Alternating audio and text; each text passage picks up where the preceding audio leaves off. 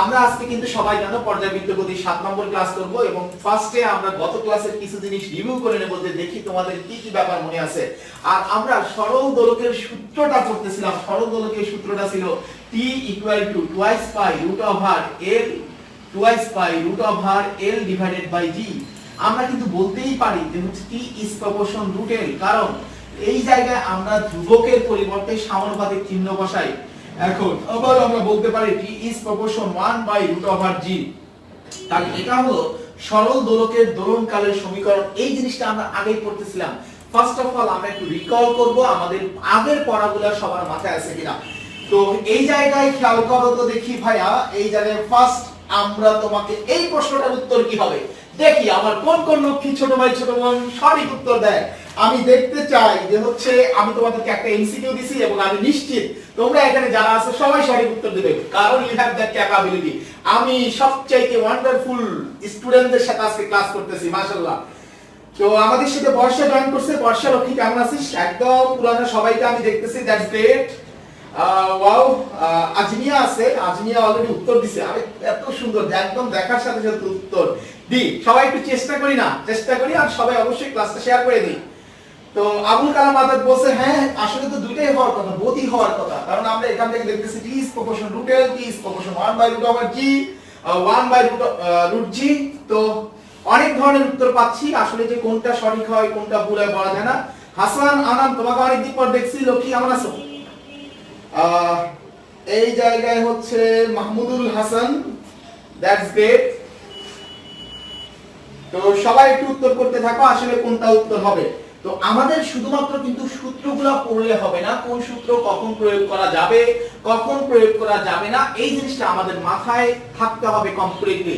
এখন আমরা যদি না জানি যে এই সূত্র কখন কখন অ্যাপ্লাই করা যাবে না, তাহলে কিন্তু এমসিকিউ এর নম্বর মিস করার সম্ভাবনা অনেক বেশি হয়ে যাবে। দেখো আমার এই সরল দোলকের সূত্রগুলো তখনই প্রযোজ্য হবে যখন কৌণিক বিস্তারের মান, আমাদের কৌণিক বিস্তারের মান 4 ডিগ্রি বা তার চেয়ে কম হবে, 4 ডিগ্রির কম হবে, তখন প্রযোজ্য হবে। এখন যখন কৌণিক বিস্তারের মান 4 ডিগ্রির বেশি হবে তখন সরল দোলকের সূত্রগুলো প্রযোজ্য হবে না, প্রযোজ্য হবে না, এটা আমরা শিখছি। তো এই জায়গায় তো t is proportion root l, t is proportion 1/√g এটা সত্য কখন?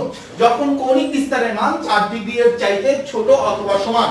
কিন্তু এখানে তো কৌণিক বিস্তারের মান 4 ডিগ্রি এর চাইতে বড়, তাহলে এখানে আসলে এই দুইটার একটাও প্রযোজ্য হবে না। তার মানে সঠিক উত্তর নাল। যারা যারা নাল বলছেন সবাইকে অনেক অনেক বেশি কংগ্রাচুলেশন, ইয়ে, দ্যাটস গ্রেট। তো এই জায়গায় আর এর পরের প্রশ্নটা দেখি কে কে সঠিক উত্তর দেয়। আমরা সেকেন্ড কোশ্চেনে যাব।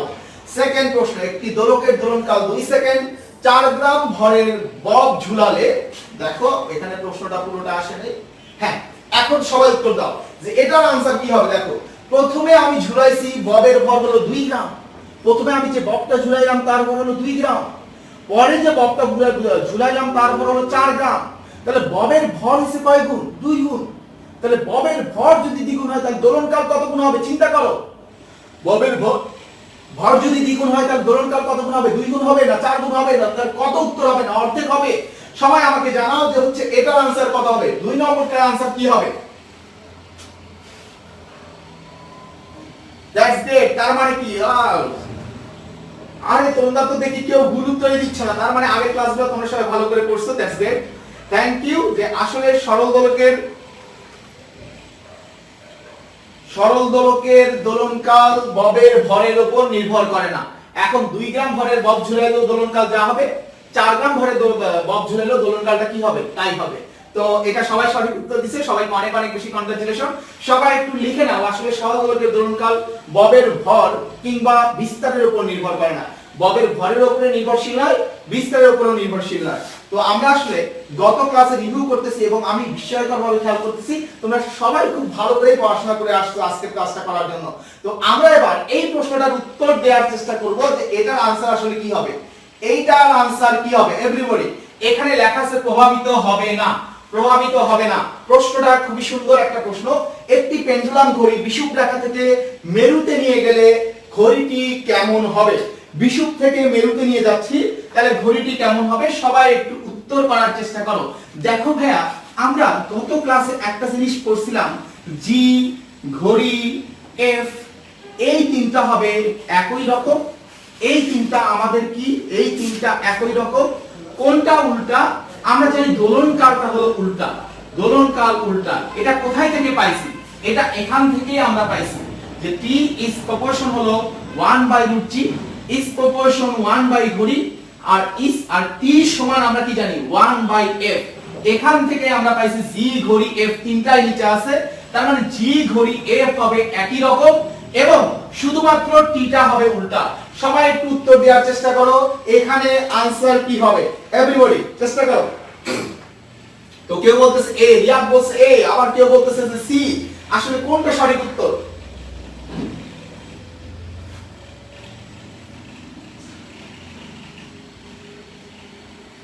তো তাহলে আমরা একটু বোঝার চেষ্টা করি যে আসলে কোনটা সঠিক উত্তর। তাহলে আমরা জানি যে জি আর ঘড়ি কেমন, জি আর ঘড়ি একই রকম।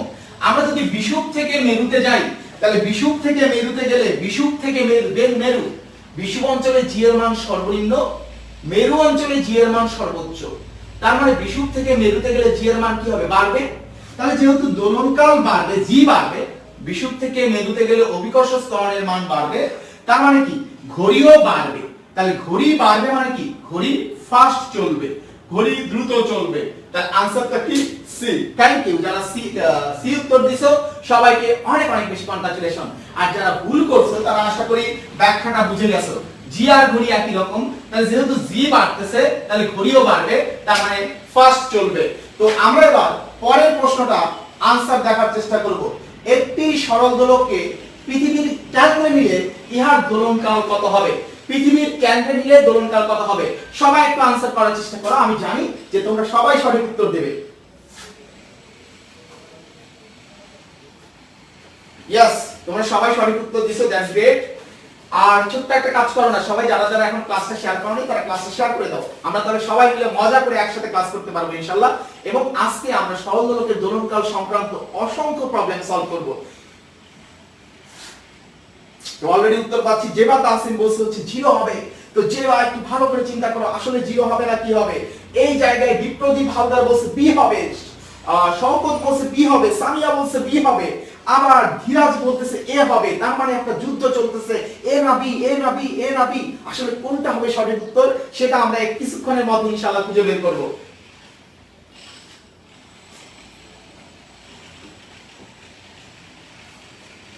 ওয়াও, তো এই জায়গায় তাহলে আমরা একটা জিনিস চিন্তা করি। একটু আগে আমরা কি শিখলাম? t is proportional 1/√g। তার মানে দেখো g এর মান যদি আমরা জানি পৃথিবীর কেন্দ্রে g এর মান কত?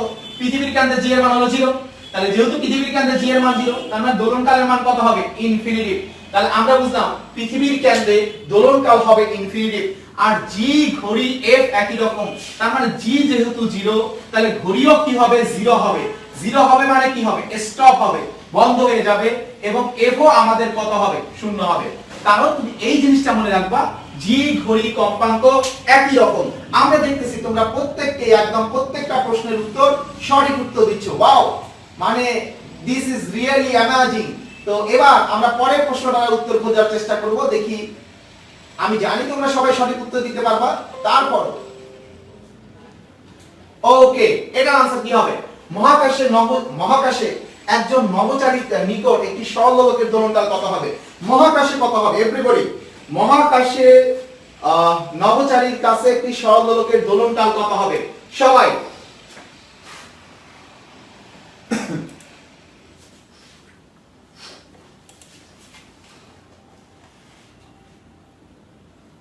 তো সবাই উত্তর দিচ্ছ। লিটন বলছে ইনফিনিটিভ হবে, আবার অনেকে বলছে যে এ উত্তর হবে, দ্যাটস গ্রেট। আবার কেউ বলছে যে ডি হবে, কেউ বলছে এ হবে। আবার আরেকজন আনিকাকে মেনশন করছে, কিন্তু আমি মনে করছি এটা হলো ক, কিন্তু পরে দেখছি যে না, সে তার প্রিয় বান্ধবীকে মেনশন করছে। আর তোমরাও কিন্তু সবাই প্রত্যেকের প্রিয় বন্ধু বান্ধবীদের মেনশন করতে পারো, কারণ সবাই মিলে একসাথে আজকে আমরা প্রশ্নের উত্তর দেব ইনশাআল্লাহ। তো এই জায়গায় আসলে কথা হবে, এটার উত্তর কিন্তু আমরা একটু আগে শিখে গেছি। কোনটা? যে পৃথিবীর কেন্দ্রে যেমন অভিকর্ষ স্তরণের মান 0, মহাকাশেও কিন্তু অভিকর্ষ স্তরণের মান 0। আর যেহেতু মহাকাশে অভিকর্ষ স্তরণের মান 0, তার মানে মহাকাশেও দোলনকাল হবে ইনফিনিটিভ এবং ঘড়ি বন্ধ হয়ে যাবে। তোমাকে জানতে হবে যে কোন কোন ক্ষেত্রে অভিকর্ষ স্তরণের মান 0 হয়। সবাই একটু লিখে নাও কোন কোন ক্ষেত্রে অভিকর্ষ স্তরণের মান শূন্য হয়। লিফট জি ত্বরণের নিচে নামলে, পৃথিবীর কেন্দ্রে, কৃত্রিম উপগ্রহে এবং মহাকাশযানে জি এর মান শূন্য হয়। আমি আবার বলছি, লিফট জি ত্বরণের নিচে নামলে, কৃত্রিম উপগ্রহে, মহাকাশযানে এবং পৃথিবীর কেন্দ্রে অভিকর্ষ স্তরণের মান শূন্য হয়। তো তোমরা যারা এইটা ডিটেইলস ক্লাস মিস করছো তারা একটু কাইন্ডলি 6 নম্বর ক্লাসটা সবাই করে ফেলবা, সবাই 6 নম্বর ক্লাসটা করে ফেলবে। এখন আমরা পরের প্রশ্নে যাব এবং আমি জানি যে আমার প্রত্যেকটা লক্ষ্মী ছোট ভাই ছোট বোন এটারও সঠিক উত্তর দেবে ইনশাআল্লাহ।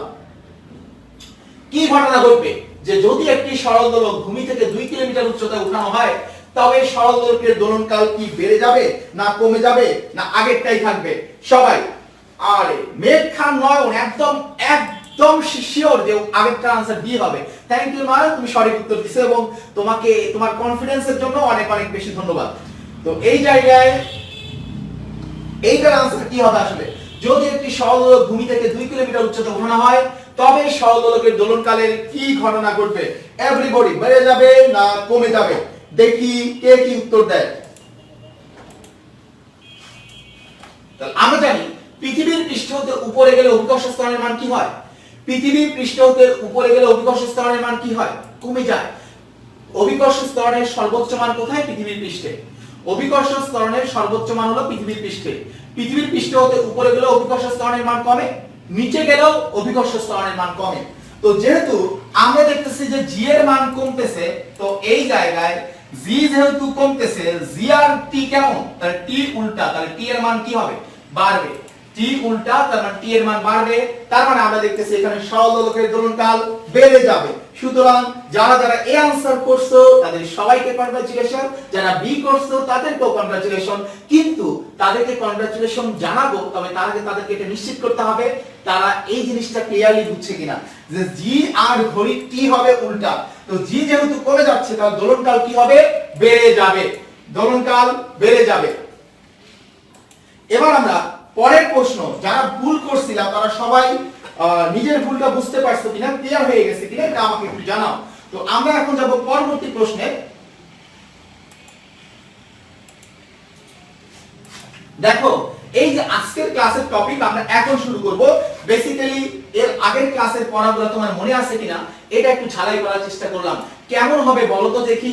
যদি তোমরা আজকে প্রত্যেকটা অঙ্কের উত্তর দেখে দেখে বলতে পারো তাহলে ব্যাপারটা কেমন হবে একটু আমাকে কমেন্ট করে জানাও এবং আমি চেষ্টা করব ইনশাআল্লাহ আজকের ক্লাসে আমরা যে জিনিসগুলো শিখবো সেগুলো ডিটেইলস প্রসেসেও শিখবো এবং তুমি প্রত্যেকটা অঙ্ক কিন্তু দেখে দেখে উত্তর বলতে পারবে যদি আমার সাথে তুমি থাকো।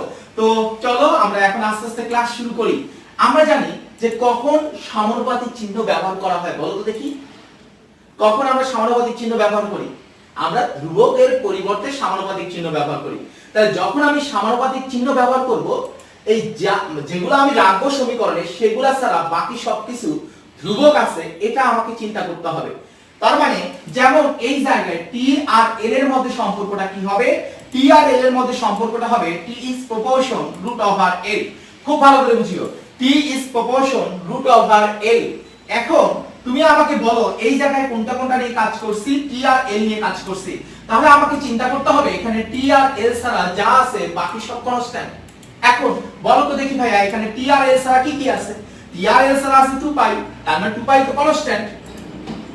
আমাদেরকে তাহলে আরো একটা জিনিস কি চিন্তা করতে হবে? জি, এই জিটাকেও কি বিবেচনা করতে হবে? কনস্ট্যান্ট।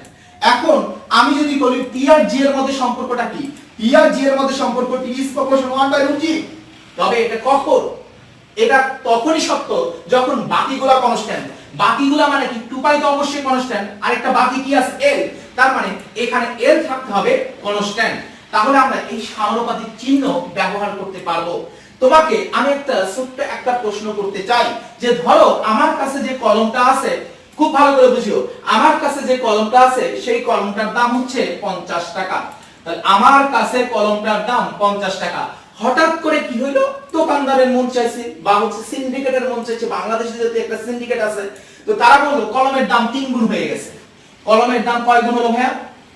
কলমের দাম কত গুণ একটু আমাকে জানাও সবাই। কলমের দাম হলো 3 গুণ। তাহলে কলমের দাম 3 গুণ। তাহলে খেয়াল করো, তাহলে কলমের বর্তমান দাম কত হবে? কলমের বর্তমান দাম কত হবে? হ্যাঁ, সবাই উত্তর করতেছে যে 150 টাকা হবে। তাহলে এই 150 টাকা কিভাবে হলো? তাহলে দেখো এই জায়গায় কলমের দাম কত হবে, এই কত হবে তুমি আনসার বললা 150। এই 150 আমি কিভাবে পাইছিলাম? 150 পাইছি 3 এর সাথে 50 গুণ করে। এখন 3 কি? 3 হলো কত গুণ, তাহলে 3টা হলো আমার কত গুণ, আর 50টা কি? 50টা হলো আগে দাম যত ছিল, আগে যত ছিল।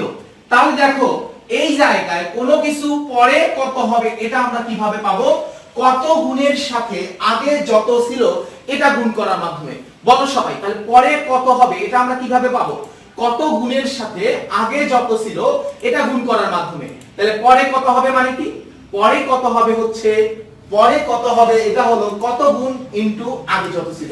তো একটু কষ্ট করে সবাই কমেন্টে লিখি না যে পরে কত হবে এটা সমান হলো কত গুণ ইনটু আগে যত ছিল। পরে কত হবে এটা সমান হলো কত গুণ ইনটু আগে যত ছিল।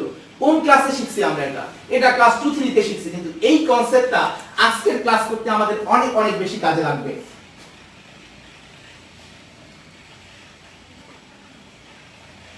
তাহলে পরে কত হবে এটা আমরা কিভাবে করব? যে কত গুণ ইনটু আগে যত ছিল। তাহলে আমার কাজ কি? আমার কাজ হচ্ছে কোনোভাবে ছলে বলে কৌশলে কত গুণ এটা বের করে ফেলা।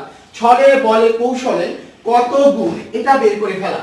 তো ভাইয়া এই জায়গায় শুরুতে মনে রাখবা যে অনুপাত যে কথা, অনুপাত বের করা মানে কত গুণ বের করা। অনুপাত বের করা মানে কত গুণ বের করা। সিম্পলি একটু চিন্তা করো, দেখো এখানে সরল দোলকের দোলনকালের অনুপাত 4:5, তার মানে টি এর অনুপাত তোমার দেয়া আছে 4:5। তো এই জায়গায় এদের কার্যকর দৈর্ঘ্যের অনুপাত বের করতে বলছে, এর অনুপাত বের করতে বলছে, কার্যকর দৈর্ঘ্যের অনুপাত। এখন আমরা এই ফর্মুলা থেকে কি বলতে পারি? এই ফর্মুলা থেকে আমরা জানি টি ইজ প্রপোর্শন রুট এ।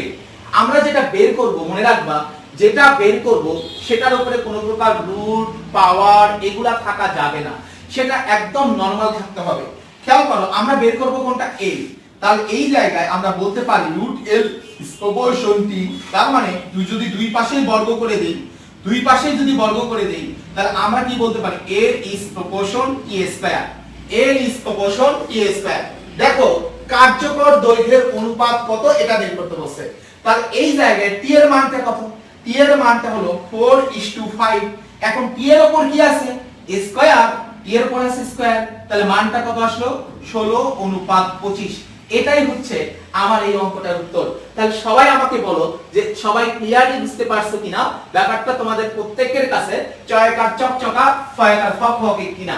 অনেকে এই অঙ্কটা দেখা গেছে যে হচ্ছে অনেক বড় করে করতে, বাট এইভাবে তুমি যদি কনসেপ্টটা অ্যাপ্লাই করো তাহলে কিন্তু দেখে দেখে উত্তর বলা যায়। এখন যেমন যদি কোথাও ধরো তোমার লেখা আছে যে হলো b সমান হচ্ছে 2:3, এই জায়গায় আমি একটু তোমাদের সাথে একটু একটা জিনিস ক্লিয়ার করি। তাহলে যদি বলা হয় a is proportion b, তাহলে a এর অনুপাতটা কত হবে আমাকে বলো তো দেখি।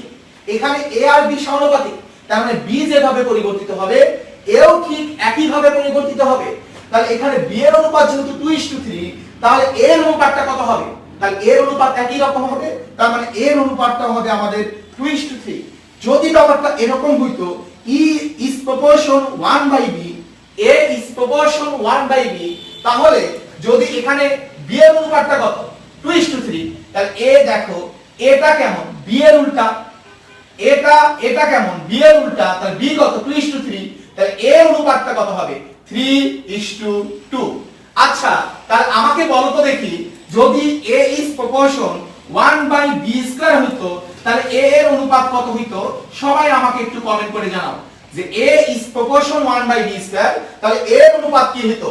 আমাকে এটা একটু কমেন্ট করে জানাও যে দেখি কারা কারা সঠিক উত্তর দিতে পারো, এবং আমি জানি তোমরা সবাই সঠিক উত্তর দিতে পারবে।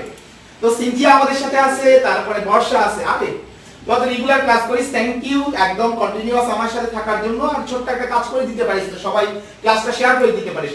হ্যাঁ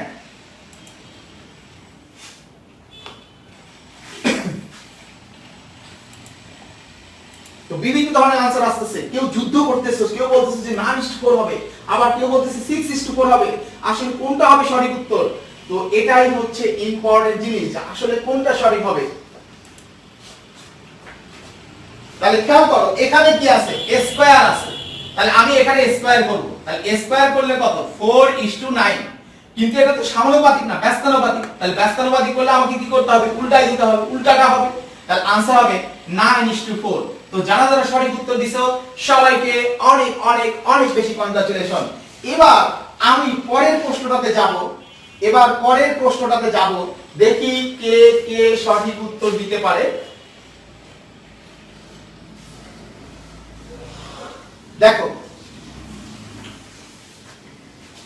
এই জায়গায় আমি তোমাকে ছোট্ট একটা প্রশ্নের আগে आंसर দিতে চাই।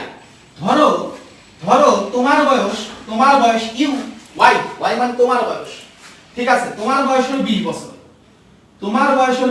তোমার বাবার বয়স 60 বছর।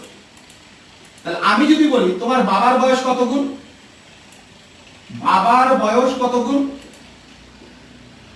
সবাই একটু আমাকে উত্তর দাও তো দেখি ভাইয়া। তাহলে বাবার বয়স কত গুণ? আমি জানি তোমরা সকলে উত্তর দিচ্ছ 3 গুণ, কিন্তু আমার প্রশ্ন এই 3 গুণ কিভাবে আসছে? এই 3 গুণ আসছে হচ্ছে এভাবে, উপরে হলো 60 আর নিচে হলো 20। তাহলে এই জিনিসটাকে কি আমি এভাবে বলতে পারি না? এখানে 60 ছিল কার বয়স? 60 ছিল হলো বাবার বয়স, আর 20 ছিল কার বয়স? 20 ছিল হলো তোমার বয়স। তাহলে 20 এখানে হচ্ছে তোমার বয়স। তাহলে কি আমরা বলতে পারি না এখানে বাবার বয়স কত গুণ বের করতেছি, এই কারণে বাবার বয়স যাবে উপরে।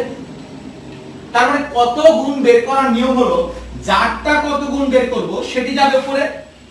তার মানে কত গুণ বের করার নিয়ম হচ্ছে যেটি নির্ণয় ডিভাইড বাই অপরটি। বলা যায় কি যায় না? যে কত গুণ বের করার নিয়মটা হচ্ছে যেটি নির্ণয় ডিভাইড বাই অপরটি। দেখো এই জায়গায় বাবারটা কত গুণ বের করতেছি, এই কারণে বাবা উপরে। তাহলে বলো তো দেখি ভাইয়া, সবাই আমাকে বলো। ধরো দীপিকা ইস্টু শাহরুখ, হ্যাঁ একজন দীপিকাকে নিয়ে আসছে, আরেকজন শাহরুখকে নিয়ে আসছে। তো দীপিকা ইস্টু শাহরুখ হলো 9:6। তাহলে আমি যদি বলি দীপিকা কত গুণ, দীপিকা কত গুণ, তাহলে आंसर কত হবে? যারটা বের করব সেটা চলে যাবে উপরে। সবাই দেখো দীপিকা কত গুণ, তাহলে দীপিকা হবে, যেহেতু দীপিকা বের করতেছি তাহলে দীপিকা যাবে উপরে, তার মানে হলো 9/6 গুণ। তাহলে আমি যদি বলতাম শাহরুখ কত গুণ, ভাইয়া বলো, যদি বলি শাহরুখ কত গুণ, তাহলে এবার শাহরুখ যাবে উপরে, তার মানে 6/9 গুণ। এখন আমার কাজ হচ্ছে আগে কত গুণ সেটা বের করা। এবার বলো তো দেখি কার কার মধ্যে সম্পর্ক, সবাই একটু আমাকে কমেন্ট করে জানাও এখানে কার কার মধ্যে সম্পর্ক। বের করতে বলছে হলো দোলনকাল, আর অনুপাত দেয়া আছে হলো অভিকর্ষ ত্বরণে। বের করতে বলছে দোলনকাল আর অনুপাত দেয়া আছে অভিকর্ষ ত্বরণে। তাহলে দোলনকাল আর অভিকর্ষ ত্বরণের মধ্যে সম্পর্কটা কি হবে? দোলনকাল আর অভিকর্ষ ত্বরণের মধ্যে সম্পর্ক হলো T is proportion 1/√g। T is proportion 1/√g।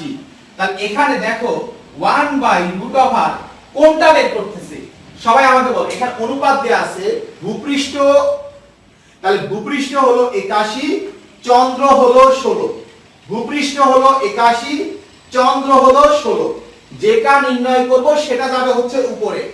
এখন আমি বের করব কোথায়? একটি সেকেন্ড দোলকের ভূপৃষ্ঠ হতে চন্দ্র পৃষ্ঠে নিলে এর দোলনকাল কত হবে? তাহলে আমি দোলনকাল বের করতেছি কোথায় বলো? আমরা দোলনকাল বের করতেছি চন্দ্র পৃষ্ঠে। তাহলে বলতো জি এর মান কত ব্যবহার করব? তাহলে চন্দ্র পৃষ্ঠে যেহেতু, তাহলে চন্দ্র যাবে উপরে। তাহলে 81/16 ব্যবহার করব না 16/81 ব্যবহার করব? সবাই আমাকে একটু কমেন্ট করে জানাও, আমি দেখতে চাই যে সবাই ক্লিয়ারলি বুঝতে পারছে কিনা। যে তাহলে এইখানে যে আমার কনসেপ্ট হলো যেটি বের করব সেটাকে আমাকে উপরে নিতে হবে। আমি কোথায় দোলনকাল বের করতেছি? চন্দ্র পৃষ্ঠে। তাহলে এটাকে আমি 81/16 নেব না 16/81 নেব? এভরিবডি সবাই বুঝতে পারছো যে আমাদের এখানে কত নিতে হবে? আমাদের এখানে নিতে হবে 16/81। এখন 16/81 আমরা কি পাইলাম? অনুপাত বের করা মানে হলো এত গুণ পাওয়া, এত গুণ। আচ্ছা আমাকে কি কত গুণ এটা বের করতে বলছে না কত হবে এটা বের করতে বলছে? বলো আমাকে কি কত গুণ বের করতে বলছে না কত হবে বের করতে বলছে? এভরিবডি আমাকে কি বের করতে বলছে? কত হবে বের করতে বলছে। তাহলে কত হবে বের করতে বলছে, তাহলে কি করতে হবে? কত হবে বের করতে বলে কি করতে হবে? কত গুণের সাথে আগে যত ছিল এটা গুণ করতে হবে। কত গুণের সাথে আগে যত ছিল এটা গুণ করতে হবে। এখন আমরা বের করতেছি দোলনকাল, তাহলে আগের দোলনকাল কত? আগের দোলকটা কেন? সেকেন্ড দোলক। সবাই একটু আমাকে উত্তর করো তো দেখি, সেকেন্ড দোলকের দোলনকাল কত? সবাই যে হচ্ছে সেকেন্ড দোলকের দোলনকাল কত? আর এই সেকেন্ড দোলকের দোলনকাল কত এটা যে পারবে না তাকে একটা মাইক দেওয়া হবে, একটা ভার্চুয়াল মাইক, ঠাস করে মাইক দিব। ঠিক আছে? তাহলে আমাদের এখানে সেকেন্ড দোলকের দোলনকাল আমরা সবাই জানি, সেকেন্ড দোলকের দোলনকালটা হচ্ছে 2 সেকেন্ড। তাহলে ক্যালকুলেশন করলে কত আসে? 9/4, এই যে 81টা উপরে চলে যাবে, 9/4 ইনটু 2, তার মানে কত সেকেন্ড আসতেছে? এই জায়গায় 9/2 সেকেন্ড। 9/2 সেকেন্ড। ব্যাপারটা তোমাদের কাছে কেমন লাগছে এটা আমাকে একটু জানাও। অনেকে হয়তো এই অঙ্কটা করতা কয় পেজ করতা? 2 পেজ করতা বা 1 পেজ করতা।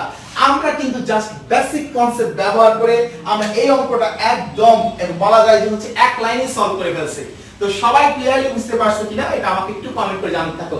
ইনশাআল্লাহ আমরা আজকে এরকম অসংখ্য অঙ্ক করব, তোমাদের এই চ্যাপ্টারের এই রিলেটেড অঙ্কগুলোতে তোমাদের আর কোনো ভয় থাকবে না ইনশাআল্লাহ।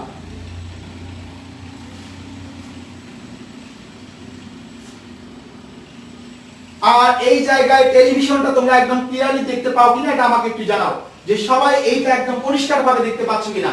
আর ছোট্ট একটা কাজ করতে পারো, যে হচ্ছে আমি দেখতেছি যে তোমরা সংখ্যা অনেক কম, তোমরা একটু সবাই ক্লাসটা শেয়ার করে দিতে পারো, তাহলে আরো অনেক বন্ধু কিন্তু তোমাদের সাথে জয়েন করতে পারবে। আর একটু কাজ করি না, বন্ধুদের একটু মেনশন করে দে। জানি তোমাদের এই জায়গায় হাত বের করে কমেন্ট করতে অনেক কষ্ট হয়, তারপরে একটু চেষ্টা করো। হ্যাঁ, চেষ্টা করলে দেখা গেছে আমার ক্লাস কিন্তু ভালো লাগবে। তো আমরা একটু পরের অঙ্কটাতে যাব। পরের অঙ্ক দেখো, এবার পরিবর্তন দেওয়া আছে কিসের? দুটি সহদোলকের কার্যকর দৈর্ঘ্যের অনুপাত 25:16। তো বড় দৈর্ঘ্যের দোলকটির দোলনকাল 2 সেকেন্ড হলে ছোটটির দোলনকাল কত হবে? ছোটটির দোলনকাল, তাহলে এখানে পরিবর্তন দেওয়া আছে কার? পরিবর্তন দেওয়া আছে হলো কার্যকর দৈর্ঘ্যের।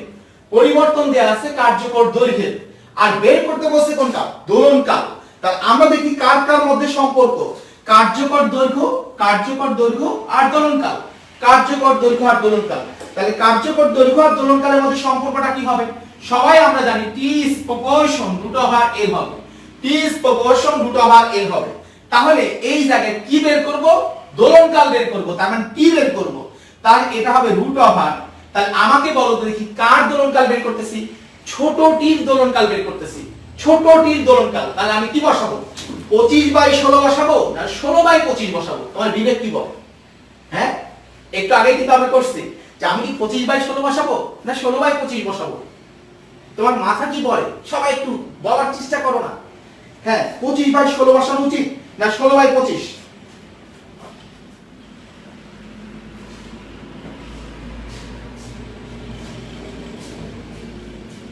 তাহলে সবাই বুঝছো, যেহেতু এখানে আমাদের ছোটটার দোলনকাল বের করতে বলছে, তার মানে ছোটটা যাবে উপরে, তার মানে এটা হবে 16/25। এত গুণ, দেখো এত গুণ। আমাকে কি কত গুণ বের করতে বলছে? আমাকে কি কত গুণ বের করতে বলছে? আমাকে বের করতে বলছে ছোটটির দোলনকাল কত হবে। তাহলে সবাই আমাকে একটু কমেন্ট করে জানাও তো দেখি ভাইয়া, তাহলে ছোটটার দোলনকাল আসলে কত হওয়া উচিত? আমি পাইছি 16/25 গুণ, তাহলে ছোটটির দোলনকাল কত হওয়া উচিত?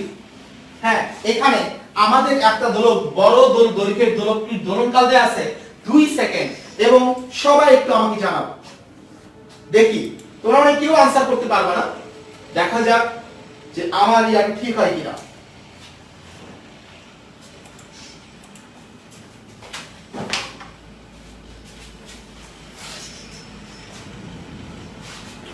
ওয়াও, অলরেডি সিনথিয়া, আরে আনসার দেয়া শেষ। That's great. তার মানে হচ্ছে অঙ্ক দেখার সাথে সাথে তোমরা উত্তর দিয়ে দিচ্ছ। কিভাবে পারো? এত সুন্দর পারো কিভাবে? সবাই উত্তর করতেছে, তো বাকিরা যারা উত্তর করতেছে না তারা একটু চেষ্টা করি, খাতা কলম নিয়ে লেখার চেষ্টা করি না সবাই। ওকে লুভা, একটু ভালো করে চিন্তা করতে হবে, কত হবে বের করতে চাইলে কি করতে হয়? কত গুণের সাথে আগে যত ছিল গুণ করতে হয়। Wow, thank you. তাহলে আমাদের এত গুণ, তাহলে কত হবে বের করতে চাইলে আগের দোলনকাল দ্বারা গুণ করতে হবে। তার মানে আমাদের এটা আসলো 4/5 ইনটু 2, তার মানে 8/5 সেকেন্ড। থ্যাংক ইউ যারা যারা উত্তর করছো, সবাইকে অনেক অনেক বেশি ধন্যবাদ। তোমরা না পারলে কারা পারবে? ওয়াও, আমরা পরের অঙ্কটাতে যাব। দেখি এটার আনসার কে কে করতে পারে। একটি সহদোলকের কার্যকরী দৈর্ঘ্য অপরটির দ্বিগুণ। ভাইয়া, দ্বিতীয় সহদোলকের দোলনকাল 3 সেকেন্ড হলে প্রথম সরল দোলকের দোলনকাল কত? দেখো তোমাকে বুঝতে হবে কোনটি দ্বিগুণ, খুব ভালো করে বুঝিও। একটি সরল দোলকের কার্যকরী দৈর্ঘ্য অপরটির দ্বিগুণ, তার মানে প্রথমটির কার্যকরী দৈর্ঘ্য দ্বিতীয়টির দ্বিগুণ, প্রথমটির কার্যকরী দৈর্ঘ্য দ্বিতীয়টির দ্বিগুণ। তার মানে এখানে কোনটা দ্বিগুণ? এখানে আমাদের প্রথমটি দ্বিগুণ, প্রথমটি কিন্তু 2 গুণ। কার 2 গুণ? দ্বিতীয়টির 2 গুণ। তাহলে আমরা এখানে কার দোলনকাল বের করতেছি? প্রথম সরল দোলকের দোলনকাল। তাহলে প্রথমটা কয় গুণ? প্রথমটা হলো 2 গুণ, তাহলে প্রথমটা হচ্ছে 2 গুণ। তাহলে এখানে বের করতে বলছে কোনটা? দোলনকাল। আর পরিবর্তন দেয়া আছে কোনটা? কার্যকরী দৈর্ঘ্য। তার মানে t is proportion root l। তাহলে এখানে এর হচ্ছে কয় গুণ? 2 গুণ। এর হচ্ছে 2 গুণ। তাহলে आंसर কত হবে? आंसर কত হবে? দেখো কত গুণ এটা কিন্তু বের করতে বলে নাই, কত গুণ এটা কিন্তু বের করতে বলে নাই। তাহলে সবাই একটু ক্যালকুলেশন করে আমাকে বলো যে এখানে आंसर কত হবে। বর্ষা সঠিক উত্তর দিচ্ছ, দ্যাটস গ্রেট। তারপর হলো আজমিয়া সঠিক উত্তর দিচ্ছ, Zahid, Zishan, wow thank you, সবাই সঠিক উত্তর দিচ্ছ। বাকিরা একটু চেষ্টা করো না, এত ভালো পারতেছ তোমরা কিভাবে, ওয়াও সুন্দর। তো আমি জানি যে তোমরা সবাই সঠিক উত্তর দিতে পারবে। কি কনফিডেন্স লাগতেছে তো আমরা পারবো ইনশাআল্লাহ। আমরা যেহেতু প্রত্যেকটা অঙ্কের উত্তর দেখে দেখে বলতে পারতেছি, তার মানে আমার মনে হয় আমাদের দ্বারা সম্ভব। তোমরা কি বলো? না সম্ভব না? হ্যাঁ আমাদের দ্বারা তাহলে কি সম্ভব না? সম্ভব না বলো? এই জায়গায় never ever lose your hope. আমরা পারি, আমরা পারবো এবং আমরা পেরে দেখাবো। এইটার উত্তর আমি তোমাদের কাছ থেকে শুনতে চাই। আমি জানি আমার লক্ষ্মী ছোট ভাই ছোট বোন সবাই এই পরের অঙ্কটার উত্তর সবাই দিতে পারবে। এখানে আমরা জানি অভিকর্ষ ত্বরণ বের করার ফর্মুলা নাকি g gm divided by r square, g gm divided by r square. তো আমরা কোথায় অভিকর্ষ ত্বরণ বের করতেছি? আমরা মঙ্গল গ্রহের পৃষ্ঠে অভিকর্ষ ত্বরণের মান বের করতেছি। আমরা অভিকর্ষ ত্বরণের মান বের করতেছি কোথায়? মঙ্গল গ্রহের পৃষ্ঠে। এখানে পরিবর্তন দেয়া আছে কার কার? এখানে পরিবর্তন দেয়া আছে ভরের এবং এখানে ব্যাসার্ধের পরিবর্তন দেয়া আছে এবং ভরের পরিবর্তন দেয়া আছে। ব্যাসার্ধের পরিবর্তন দেয়া আছে এবং ভরের পরিবর্তন দেয়া আছে। তাহলে আমরা বের করতেছি হচ্ছে অভিকর্ষ ত্বরণ। খুব ভালো করে বুঝিও ভাইয়া, আমরা বের করতেছি হচ্ছে অভিকর্ষ ত্বরণ। আর পরিবর্তন দেয়া আছে কার? পরিবর্তন দেয়া আছে ভরের এবং ব্যাসার্ধের। তাহলে কার কার মধ্যে সম্পর্ক? g m আর r এর মধ্যে সম্পর্ক, g m আর r এর মধ্যে সম্পর্ক। তাহলে g m এবং r এর মধ্যে সম্পর্কটা কি ভাইয়া? g m r এর মধ্যে সম্পর্ক g is proportion m divided by r square, m divided by r square। আমাদের কনসেপ্টটা কি? আমাদের কনসেপ্টটা হচ্ছে যেটি নির্ণয় করব আমার দেখতে হবে সেটি কত গুণ। আমি আবারো বলছি, আমার যেটি নির্ণয় করব আমার দেখতে হবে সেটি কত গুণ। এখন তুমি আমাকে বলো তো দেখি, এই জায়গায় আমরা বের করতেছি যে ভর। এখন একটু বলো যে এখানে মঙ্গলের অভিকর্ষ ত্বরণ বের করতেছি। তাহলে এখানে কি দেয়া আছে? মঙ্গলের ব্যাসার্ধ পৃথিবীর ব্যাসার্ধের 0.532 গুণ এবং ভর হলো 0.11 গুণ। তার মানে আমরা এখান থেকে কি বুঝলাম? মঙ্গলের ভর পৃথিবীর ভরের 0.11 গুণ। মঙ্গলের ভর পৃথিবীর ভরের 0.11 গুণ।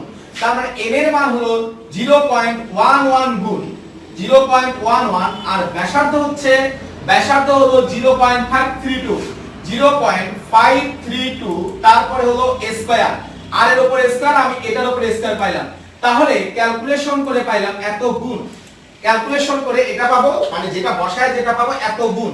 তাহলে আমাকে কি কত গুণ বের করতে বলছে না কত হবে বের করতে বলছে?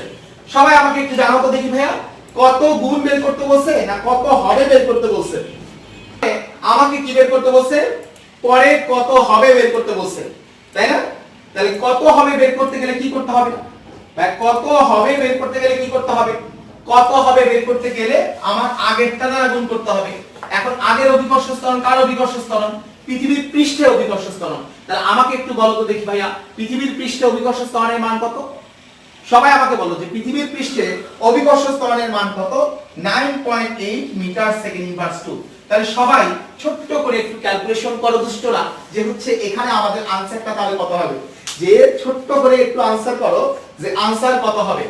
আর তোমরা যারা এই অঙ্কটা আগে করছিলা একটু চিন্তা করো যে তোমার আগের অঙ্কটা কত বড় ছিল আর এখন কিন্তু অঙ্কের ক্যালকুলেশন জাস্ট এক লাইন। এক লাইন, যেটা তুমি এক লাইনে করতে পারতেছো। পাবলিকলি ক্যালকুলাস ক্লাস শুরু হবে ইনশাআল্লাহ। আজকে যেমন তোমরা দেখে দেখে অঙ্কের উত্তর বলতে পারতেছো, আমরা ডিফারেন্সিয়েশন ইন্টিগ্রেশনকে অনেক অনেক বেশি ভয় পাই, এবং এই ডিফারেন্সিয়েশন ইন্টিগ্রেশনের প্রত্যেকটা অঙ্কের উত্তর ইনশাআল্লাহ তোমরা দেখে দেখে উত্তর বলতে পারবে। হ্যাঁ, আমি আবারো বলছি, অঙ্ক না করেও তোমরা দেখে দেখে উত্তর করার মতো ক্যাপাবিলিটি এবং ক্যাপাসিটি তোমরা অর্জন করবে। তো এবং আমি পুরো ক্যালকুলাসটাই একদম পাবলিকলি শেষ করাই দেব, যেমন পর্যাবৃত্ত গতি যেমন পুরোটাই পাবলিকলি শেষ করাই দিচ্ছি। পুরো ক্যালকুলাস অর্থাৎ ডিফারেন্সিয়েশন ইন্টিগ্রেশনের মানে যে অধ্যায়টা, মানে যে পার্টটা, গণিতের যে পার্টটাকে আমরা সবচেয়ে বেশি ভয় পাই এবং যে পার্ট ফিজিক্স ম্যাথ দুইটার জন্য অনেক অনেক বেশি গুরুত্বপূর্ণ, এই পুরো ক্যালকুলাসই পাবলিকলি করাবো। তবে তোমাদের একটা কন্ডিশন আছে, সেই কন্ডিশনটা হচ্ছে সবাইকে লাইভে থেকে ক্লাসটা করতে হবে। হ্যাঁ, বেশি বেশি ক্লাসটা শেয়ার, লাইভে থাকতে হবে, রেগুলার ক্লাস নোট জমা দিতে হবে, এবং তোমরা যদি তোমাদের কাজটা ঠিকঠাক ভাবে করো, আমি ইনশাআল্লাহ আমার কাজটা, আমি যে কথাটা তোমাকে দিছি সেটা আমি রাখবো। কিন্তু তোমরা যদি রেগুলার ক্লাস না করো, আজকের মতো যদি পুরো অ্যাটেন্ডেন্স থাকে, তাহলে হয়তো ক্লাস কন্টিনিউ করা পসিবল হবে না। বাট তোমরা থাকলে আমি ইনশাআল্লাহ তোমাদের সাথে আছি, লেগে থাকবো সব সময়। তো সবাই আমাকে বলো যে হচ্ছে আমরা পরে অঙ্কটা দেখ, তাহলে এখানে आंसर কত হবে এটা ক্যালকুলেশন করলে হয়ে যাবে 0.11 divide by 0.532 whole square into 9.8। এবার আমরা পরের অঙ্কটাতে যাব। দেখো এখানে এই জায়গায় এর আগে আমরা যেটা সলভ করছি সেটা হলো ওজন দিয়ে, অভিকর্ষ ত্বরণ দিয়ে। তাহলে এখন দেয়া আছে কি দিয়ে? এখন দেয়া আছে তোমার ওজন দিয়ে। তাহলে ওজন আমরা W সমান আমরা কি জানি? ওজন W সমান আমরা জানি mg। তাহলে ওজন W সমান হচ্ছে আমাদের mg। এখন তুমি খেয়াল করো, এখান থেকে যেহেতু m বস্তুর ভর কখনো পরিবর্তিত হয় না, যেহেতু বস্তুর ভর কখনোই পরিবর্তিত হয় না, তাহলে আমরা সবাই কি বলতে পারি? আমরা সবাই বলতে পারি W is proportion হচ্ছে g। W is proportion g। এখন তুমি খেয়াল করো, এখানে কার কার পরিবর্তন হচ্ছে? এখানে পরিবর্তন হচ্ছে হলো ব্যাসার্ধের পরিবর্তন হচ্ছে এবং ভরের পরিবর্তন হচ্ছে। আমি আবার বলতেছি কিসের কিসের পরিবর্তন হচ্ছে? ভরের পরিবর্তন হচ্ছে এবং ব্যাসার্ধের পরিবর্তন হচ্ছে। তাহলে আমরা জানি অভিকর্ষ ত্বরণ g সমান g capital M divided by r square. তাহলে এখানে m এর পরিবর্তন হচ্ছে, r এর পরিবর্তন হচ্ছে। তার মানে g ইজ প্রপোর্শন হলো m divided by r square. লেখা যায় কিনা? g is proportion m divided by r square. এখন দেখো ভাইয়া, তাহলে এই g ইজ প্রপোর্শন কি? m divided by r square. তাহলে তো আমরা বলতে পারি না যে w is proportion m divided by r square? তাহলে আমরা এটা বলতে পারি w is proportion m divided by r square. এখন তুমি একটু আমাকে চিন্তা করে বলো যে আমরা একটু আগে তোমাকে একটা কনসেপ্ট শিখিয়েছি, আমাদের মাথায় রাখতে হবে যেটি নির্ণয় করতেছি সেটি কত গুণ, যেটি নির্ণয় করতেছি সেটি কত গুণ। এখন তুমি আমাকে বলো তো দেখি, আমরা নির্ণয় করতেছি কোথায় ওজন? আমরা নির্ণয় করতেছি হলো চন্দ্র পৃষ্ঠে ওজন। আমি আবার বলছি কি নির্ণয় করতেছি বলো? চন্দ্র পৃষ্ঠে ওজন। তাহলে আমাকে দেখতে হবে চন্দ্র পৃষ্ঠ কত গুণ, চন্দ্র পৃষ্ঠ কত গুণ। এখানে কি বলা আছে? একজন লোকের ওজন ভূপৃষ্ঠে 648 নিউটন, চন্দ্র পৃষ্ঠে তার ওজন কত হবে? এখানে কন্ডিশন বলা আছে পৃথিবীর ভর চন্দ্রের ভরের 81 গুণ। দেখো এখানে কিন্তু পৃথিবীর ভর চন্দ্রের ভরের 81 গুণ। চন্দ্র কিন্তু 81 গুণ না, কে 81 গুণ? পৃথিবী 81 গুণ, পৃথিবী 81 গুণ। কিন্তু তোমার লাগবে হলো, যেহেতু তুমি চন্দ্র বের করতেছো, তাহলে তোমার লাগবে চন্দ্র কত গুণ। এখন তুমি আমাকে বলো তো দেখি, পৃথিবী যদি চন্দ্রের 81 গুণ হয়, তাহলে চন্দ্র পৃথিবীর কত গুণ হবে? পৃথিবী চন্দ্রের 81 গুণ। তাহলে চন্দ্র পৃথিবীর কত গুণ হবে? সবাই আমাকে একটু কমেন্ট করে জানাও যে চন্দ্র পৃথিবীর কত গুণ হবে। সবাই বুঝতে পারছো যে এই জায়গায় পৃথিবীর ভর যদি চন্দ্রের ভরে 81 গুণ হয়, তাহলে চন্দ্র হবে পৃথিবীর 1/81 গুণ। অনুরূপভাবে এই জায়গায় পৃথিবীর ব্যাসার্ধ যদি চন্দ্রের ব্যাসার্ধের 4 গুণ হয়, তাহলে চন্দ্রের ব্যাসার্ধ হবে পৃথিবীর ব্যাসার্ধের 1/4 গুণ। তাহলে আমরা এখানে কি পেলাম? আমরা এখানে পেলাম m এর মান হচ্ছে 1/81 আর r এর মান হচ্ছে 1/4, তারপরে স্কয়ার এত গুণ। কেন আমি স্কয়ার দিলাম? r এর উপরে স্কয়ার আছে তাই আমি এটার উপরে স্কয়ার দিছি, r এর উপরে স্কয়ার তাই আমি এটার উপরে স্কয়ার দিছি। তাহলে ক্যালকুলেশন করলে আমরা কি পাবো? 16 ডিভাইড বাই 81 গুণ। এখন আমাকে কি কত গুণ বের করতে বলছে না কত হবে বের করতে বলছে? বলো তো দেখি ভাইয়া, এখানে কি কত গুণ বের করতে বললো না কত হবে এটা বের করতে বললো? কত গুণ বের করতে বলছে না কত হবে বের করতে বলছে? তাহলে আমরা এখানে কত গুণ বের করছি, আমাকে বের করতে বলছে ওজন কত হবে। তাহলে ওজন কত হবে বের করার জন্য আমাকে আগের ওজনটা দ্বারা গুণ করতে হবে, এখন আগের ওজন কয় নিউটন? 648 নিউটন। আগের ওজন হচ্ছে আমার 648 নিউটন। তাহলে ক্যালকুলেশন করলে কত হয়? তাহলে 16/81 ইনটু 648, একটু আমাকে বলো তো দেখি आंसर কত হয়? 16/81 ইনটু 648। তাহলে আমাদের आंसर আসছে 128 নিউটন, 128 নিউটন। তাহলে আমরা দেখলাম চন্দ্রে ওজন হবে কত নিউটন? 128 নিউটন। তাহলে লক্ষ্মী ভাই আপুরা একটু আমাকে কষ্ট করে বলো তো দেখি, তাহলে চন্দ্র গেলে ওই ব্যক্তিটি কত নিউটন ওজন হারাবে? চন্দ্রে গেলে ব্যক্তিটি কত নিউটন ওজন হারাবে? সবাই একটু ক্যালকুলেশন করে বের করো। তাহলে পৃথিবীতে ওজন হলো 648 নিউটন, চন্দ্রে গেলে তার ওজন হচ্ছে 128 নিউটন। তাহলে চন্দ্রে গেলে ব্যক্তিটি কত নিউটন ওজন হারাবে? সবাই